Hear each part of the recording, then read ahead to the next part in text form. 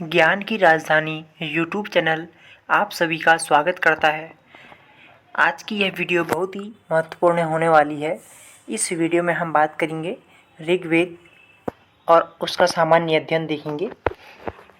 ऋग्वेद का अर्थ क्या है और ऋग्वेद के ब्राह्मण, उसके आरण्यक, ऋग्वेद का काल निर्धारण किसके अनुसार, किसने कब इसका काल निर्धारण किया है, और ऋग्वेद के प्रमुख संवाद सूक्त कौन से हैं, प्रमुख लौकिक सूक्त कौन से हैं, और ऋग्वेद में कितने मंत्र हैं, कौन कौन से क्रम में यह बटा हुआ है।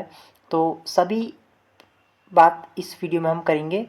आप चाहे किसी भी प्रतियोगिता की तैयारी कर रहे हो, संस्कृत से संबंधित नेट, जीआरएफ, टीजीटी, पीजीटी, या फिर आप कोई भी एंट्रेंस टेस्ट की तैयारी कर रहे हो या धर्मगुरु की तैयारी कर रहे हो, तो यह वीडियो आपके लिए बहुत ही महत्वपूर्ण होने वाला है।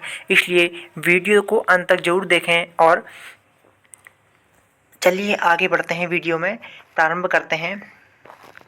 सर्वप्रथम हम बात करते हैं कि ऋग्वेद किसे कहते हैं। ऋग्वेद तो ऋचयन्ते स्तूयन्ते अनया इति ऋक्, अर्थात देवताओं की स्तुतियों अथवा उनके प्रति गाई गई प्रार्थनाओं का वेद ऋग्वेद कहलाता है। चारों वेदों में ऋग्वेद का महत्व सबसे अधिक है। ऋग्वेद विश्व का सबसे प्राचीन ग्रंथ है। भाषा एवं भाव की दृष्टि से ऋग्वेद अन्य वेदों से प्राचीन है। अगर प्रश्न पूछा जाता है कि सबसे प्राचीन वेद कौन सा है, तो ऋग्वेद। पुनः इसको देख लेते हैं। ऋग्वेद संहिता। ऋक् का अर्थ स्तुतिपरक मंत्र हैं। ऋच्यते स्तूयते अनया इति ऋक्। जिन मंत्रों के द्वारा देवों की स्तुति की जाती है उन्हें ऋक्, ऋच या फिर ऋचा कहते हैं। ऋग्वेद में विभिन्न देवों की स्तुति वाले मंत्र हैं, अतः इसे ऋग्वेद कहते हैं।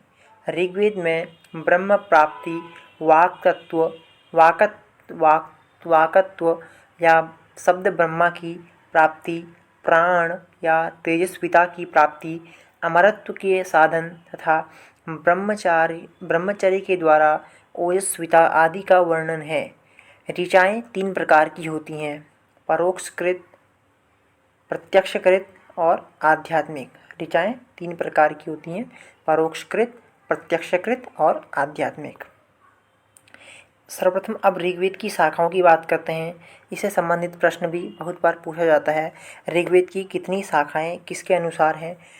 तो महाभाष्य में ऋग्वेद की 21 शाखाएं वर्णित हैं। एक विंशतिधा बाहवृच्यम। ऋग्वेद की 21 शाखाएं महर्षि पतंजलि के अनुसार।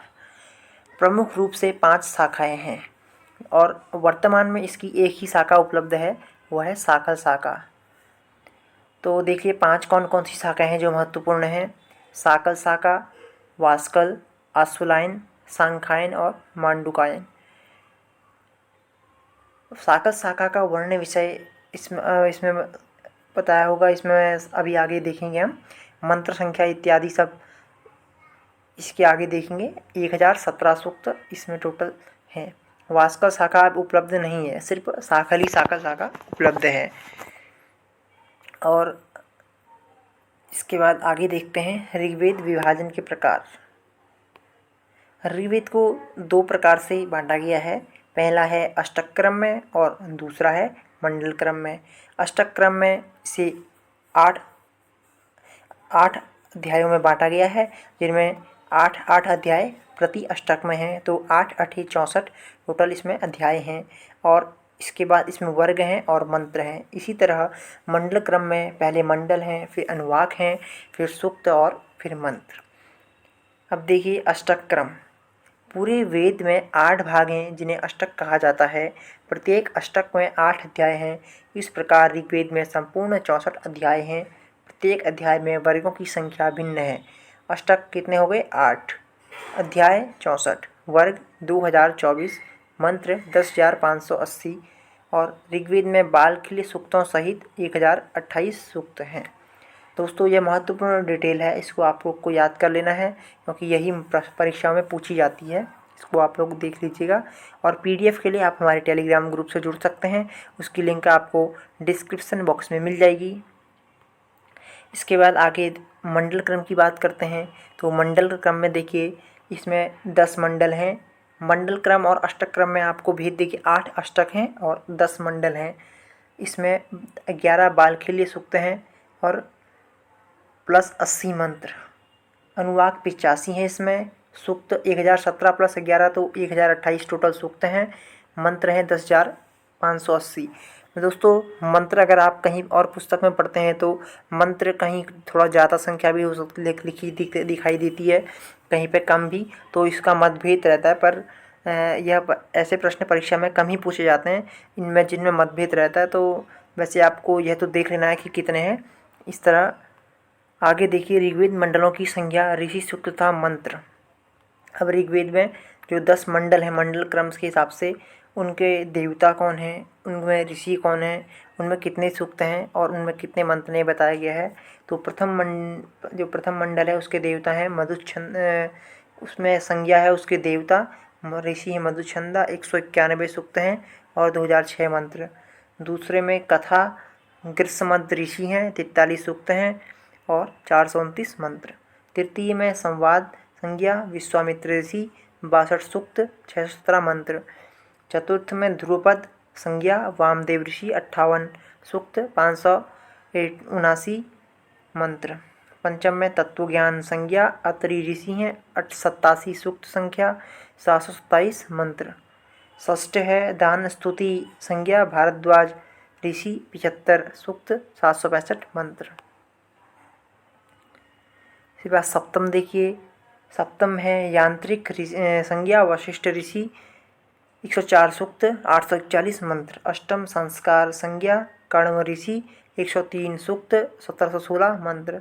नवम में लौकिक संज्ञा पवमान और सोम ऋषि, 114 सूक्त, 1108 मंत्र। दसम और अंतिम मंडल आप्त सूक्त संज्ञा इंद्राणी, सची और उर्वशी, इसमें ऋषि ये हैं ऋषियाँ और 191 सूक्त, 1754 मंत्र। अब आगे देखिए ऋग्वेद एक सामान्य परिचय। ऋग्वेद का ऋत्विक होता है। ऋग्वेद के ब्राह्मण ऐतरेय और सांख्यायन हैं। ऋग्वेद के आरण्यक ऐतरेय और सांख्यायन हैं। ऋग्वेद के उपनिषद ऐतरेय और कौशिकी हैं। दोस्तों इनको याद करने की एक सरल ट्रिक भी है। ऋग्वेद के ब्राह्मण और आरण्यक आप एक से एक याद कर लेंगे तो ए से ऐतरेय है, कौ से कौशिकी। उपनिषद भी ये सांख्यायन का नाम, इसका नाम उपनाम कौशिकी भी मिलता है कहीं कहीं पे। देखिए इसमें एकदम क्लियर से दिखाया है। देखिए सबसे पहले ऋग्वेद, फिर उसकी शाखाएं देखिए 5 शाखाएं, साकल शाकल भास्कर शाखा, आशुलायन, सांख्यायन शाखा और मांडुकायन शाखा। इसके ब्राह्मण ऐतरेय ब्राह्मण और सांख्यायन ब्राह्मण। आरण्यक ऐतरेय आरण्यक और सांख्यायन, इसी को कौशिकी के नाम से भी जानते हैं। ऐतरेय उपनिषद और कौशिकी उपनिषद, वास्कलोक उपनिषद भी इसमें प्राप्त होता है। शिक्षा पाणिनि शिक्षा और ऋक् प्रातिशाख्यम। इसके स्रोत सूत्र हैं 2, जो अश्वलायन अश्वलायन है और कौशिकी है। गृह सूत्र ये चार चीज कल्प सूत्र के अंतर्गत आ जाती हैं। देखिए स्रोत सूत्र, गृह सूत्र, कर्म सूत्र और शुल्ब सूत्र। शुल्ब सूत्र सिर्फ यजुर्वेद का होता है और किसी वेद में शुल्ब सूत्र नहीं होते हैं, नहीं है। धर्म सूत्र इसका है वशिष्ठ धर्मसूत्र और कौशिकी धर्मसूत्र। गृह सूत्र है इसका आशुलायन, इसी का नाम सांख्यायन भी है। और साबवय यह भी इसका गृह सूत्र है। अब इसमें देखिए विशिष्ट विवरण, इसको क्लियर अच्छे से देख लीजिएगा। इसको ऋत्विक है इसका होता, इसमें है 10 मंडल, 1028 सूक्त थे, 10,580 मंत्र, 8 अष्टक, 14 अध्याय, 2006 वर्ग, 10,580 मंत्र। यहाँ पे देखिए दोनों क्रम बता दिए, अष्टक वाला भी और अष्टक वाला 8, मंडल वाला 10।